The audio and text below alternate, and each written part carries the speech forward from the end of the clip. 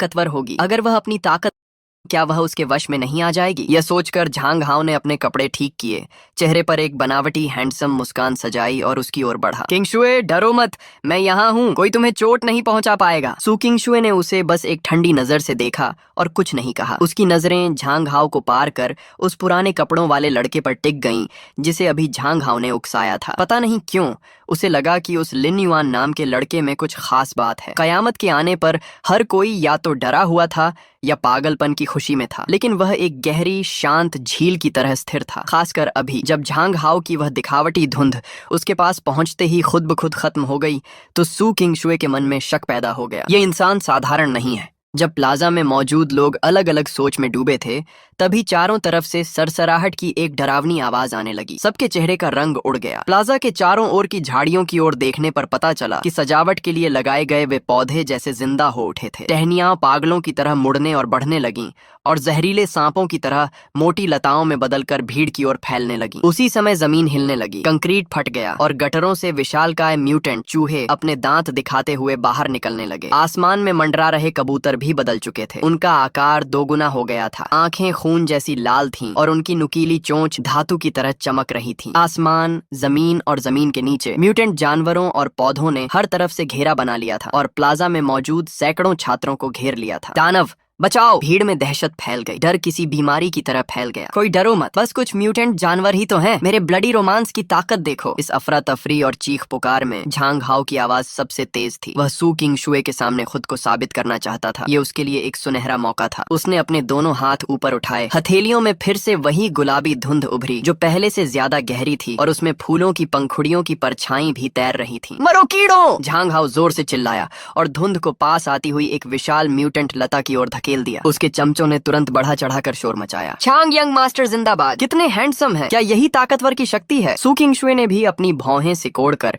उस धुंध को ध्यान से देखा। वह देखना चाहती थी कि इस ब्लडी रोमांस में आखिर कितनी ताकत है। सबकी नजरों के सामने वह शानदार धुंध सटीक तरीके से म्यूटेंट लता से टकराई और फिर कुछ नहीं हुआ। धुंध बिना वजन वाले रंग की तरह लता में समा गई। उस लता का रंग थोड़ा और गहरा होने के अलावा उसे कोई नुकसान नहीं पहुंचा। वह लता तो और भी जोश से लहराने लगी, जैसे कह रही हो कि थोड़ा और दो। पूरा मैदान सन्नाटे में डूब गया। झांग हाओ के चेहरे का रंग ऐसा हो गया जैसे उसने गंदगी खा ली हो। शायद मेरी शक्ति सपोर्ट टाइप है। उसने शर्म से लाल होते हुए एक बेतुका बहाना बनाया। जवाब में उस म्यूटेंट लता ने बिना रहम किए उसे एक जोरदार झटका मारा। स्टाक! एक तेज आवाज आई और झांग हाओ किसी फटे हुए बोरे की तरह दूर जा गिरा और जमीन पर लौटते हुए बुरी हालत में पहुंच गया। हाँ, झांग यंग मास्टर, बचाओ! उसके चमचे तुरंत तितर बितर हो गए। वह लड़की जो अभी उसका हाथ थामे थी, वह तो चीखते हुए सबसे तेज भागी। हारने का डर संक्रामक होता है। झांग हाओ की हार ने रही सही हिम्मत भी तोड़ दी। पूरा प्लाजा नरक बन गया। छात्र रोते चिल्लाते इधर उधर भागने लगे, लेकिन चारों तरफ राक्षस थे। वे जाते तो कहां जाते। एक लता ने एक लड़के का टखना पकड़ा और उसे उल्टा लटका दिया। दूसरी तरफ से म्यूटेंट चूहों ने उस पर हमला कर उसे देखते ही देखते चीर फाड़ दिया। एक म्यूटेंट कबूतर आसमान से झपटा और अपनी नुकीली चोंच से एक लड़की का सिर छेद दिया। यह एक तरफा नरसंहार का पर्व था। सू किंगशुए का चेहरा बेहद पीला पड़ गया था। उसने अपने दोनों हाथ जोड़े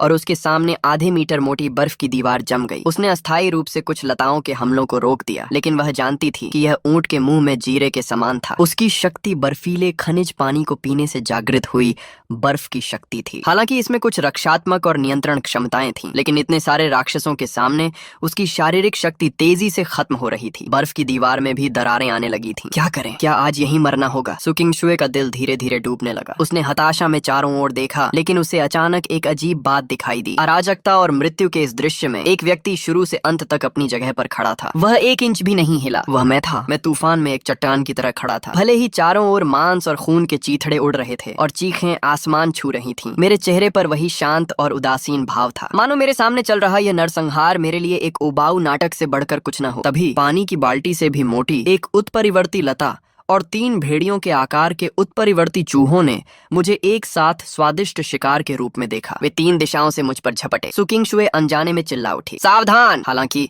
मैंने अपनी ओर बढ़ते उन राक्षसों पर बस एक सरसरी नजर डाली। फिर मैंने एक ऐसा काम किया जिसे सू किंगशुए सहित सभी लोग जीवन भर नहीं भूल पाएंगे। मैंने डकार ली। हिक! एक हल्की आवाज हुई। एक नग्न आंखों से दिखाई देने वाली हल्की हरी गैस मेरे मुंह से निकली। लहरों की तरह वह तेजी से चारों ओर फैल गई। ये गैस शांत और अदृश्य थी। देखने में इसमें कोई मारक क्षमता नहीं लग रही थी, लेकिन एक अजीब दृश्य घटित हुआ। वह आक्रामक उत्परिवर्ती लता जैसे ही उस हरी गैस के संपर्क में आई, मानो किसी ने उसे फास्ट फॉरवर्ड मोड पर डाल दिया हो। उसका चमकीला हरा रंग तेजी से फीका पड़ गया। वह पीली और सूखी हो गई। अंत में एक कड़कड़ाहट के साथ वह जमीन पर धूल बनकर बिखर गई। उन 3 खूंखार उत्परिवर्ती चूहों का भी वही हश्र हुआ। हमले के बीच में ही उनके शरीर अचानक जम गए। फिर जैसे उनकी सारी जीवन शक्ति निचोड़ ली गई हो, वे तेजी से सूख गए। अंत में वे 3 घृणित सूखे अवशेषों में बदल गए और जमीन पर गिर पड़े। यही नहीं, वह हल्की हरी जहरीली धुंध फैलती ही गई। उसके फैलने की गति और तेज हो गई। जहां जहां वह गई सब कुछ नष्ट हो गया। छात्रों पर हमला करने वाली वे पागल उत्परिवर्ती लताएं जैसे ही इस धुंध की एक बूंद के भी संपर्क में आती,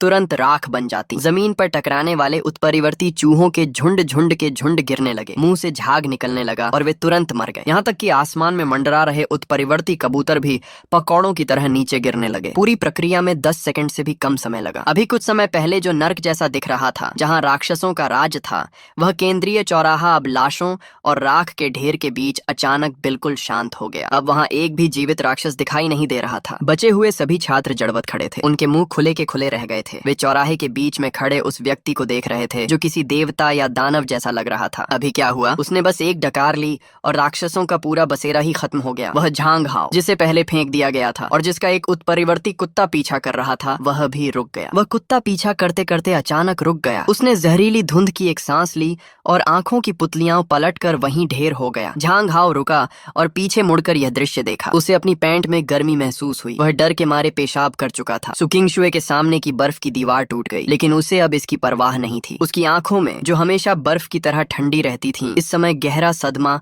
और एक अवर्णनीय आश्चर्य था। वह मुझे टकटकी लगाकर देख रही थी।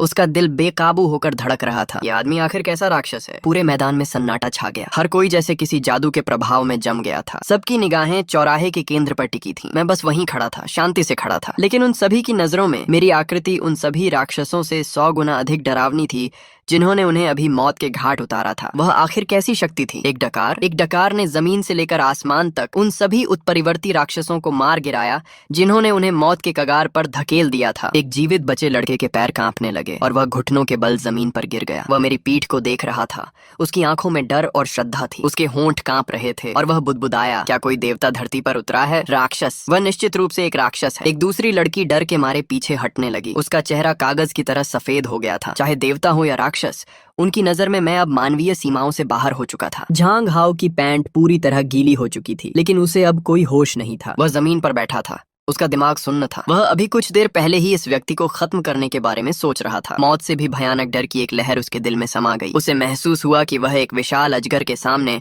अपनी ताकत दिखाने वाली एक मामूली सी चींटी है।